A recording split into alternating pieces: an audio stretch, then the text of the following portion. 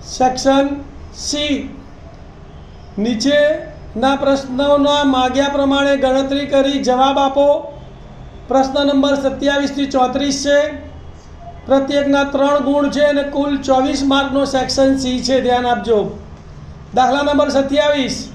સુરેખ સમીકરણ યુગ્મ x છેદમાં 10 વત્તા y છેદમાં 5 બરાબર 1 અને x છેદમાં 8 વત્તા y છેદમાં 6 બરાબર 15 નો ઉકેલ શોધો.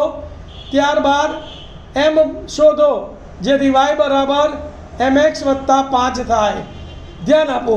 સમીકરણ યુગ્મ છે એટલે આપણે એનો લોભની રીતે ઉકેલ શોધીશું અને પછી x અને y ની કિંમત y બરાબર mx વત્તા 5 માં મૂકી દઈશું એટલે આપણો જવાબ આવી જશે. બરાબર ને?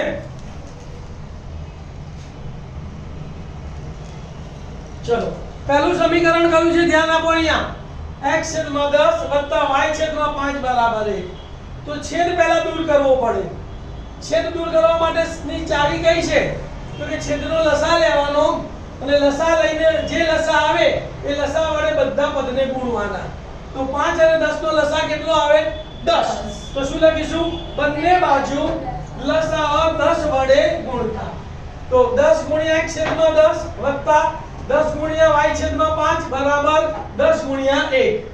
સાદુરૂપ આપણે 10 10 ઉડી ગયા એટલે અહીંયા x વધ્યો.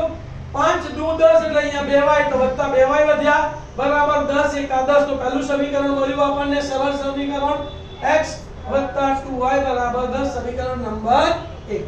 આવી જ રીતે આ બીજો સમીકરણ છે જેમાં બી અપૂર્ણાંક આપેલા છે તો એનો પણ આપણે છેદ દૂર કરીશું. બીજું સમીકરણ છે x છેદમાં 8 વત્તા y છેદમાં 6 બરાબર 15. તો 8 અને 6 નો લસા લેવાનો. 8 તરીને 24 લસા આવે. લસા લેતા ના આવડતા હોય તો 8 અને 6 ના અવયવો પાડવાના. 2 ભાગ ચાલે. 2 તરી 6 2 ચોક 8 ફરી 2 3 ના 3 2 દુ 4 ફરી 2 3 ના 3 2 એકા 2 હવે 3 ને 3 એકા 3 એક આવી ગયો. તો કેટલો લસા આવ્યો?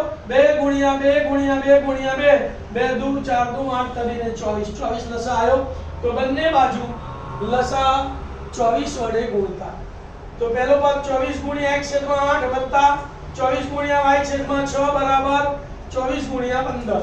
તો અહીંયા જુઓ 8 તરી 24 તો કેટલા વધ્યા? 3 ગુણ્યા x એટલે 3x વત્તા 6 ચોક 24 4 ગુણ્યા y એટલે વત્તા 4y બરાબર 24 ગુણ્યા 15. 15 એકાનો ઘડિયો આવડે છે આપણને. 15 ચોક 60 ની શૂન્ય વધી પડી 6 15 દુ 30 ને 6 36 તો 360 સમીકરણ નંબર 2. હવે ત્રિચલ સુરેખ સમીકરણમાં સહેલામાં સહેલી રીત કઈ છે? લોભની રીત છે.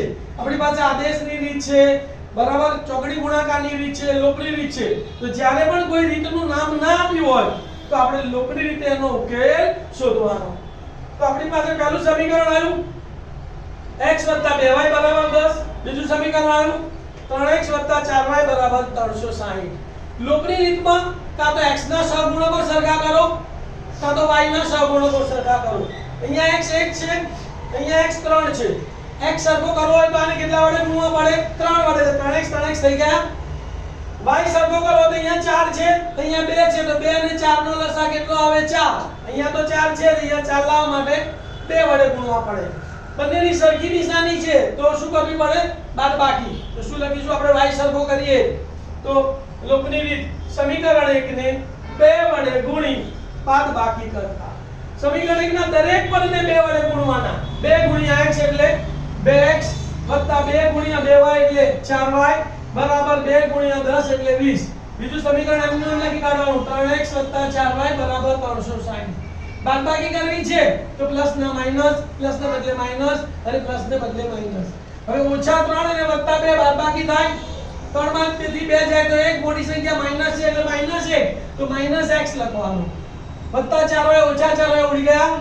વત્તા 20 અને ઓછા 360 ઓછા વત્તાની બાદબાકી નિશાની મોટી સંખ્યાની તો 360 માંથી 20 ગયા તો 340 માઈનસ 340. બંને બાજુ માઈનસ છે, બંને બાજુ નિશાની બદલી કાઢીએ તો માટે x બરાબર 340. હવે લોભની રીતનું પગલું છે કે આ જે x આવ્યો એની કિંમત કાં તો સમીકરણ 1 માં મૂકવાની કાં તો સમીકરણ 2 માં મૂકવાની. તો જે નાનું સમીકરણ હોય એમાં મૂકવાની. એટલે એટલા ગુણાકાર ભાગાકાર નાના કરવા પડે. તો નાનું સમીકરણ કયું છે?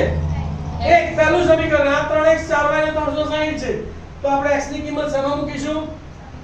સમીકરણ 1 માં તો શું લખીશું બોલો x ની કિંમત સમીકરણ 1 માં મૂકતા સમીકરણ 1 લખવાનું x + 2y = 210 હવે x ની જગ્યાએ કેટલા મૂકવાના 340 બાકી બધું એમનું એમ. તો 340 + 2y = 10 કોને સૂત્ર કરતા બનાવવાનું y.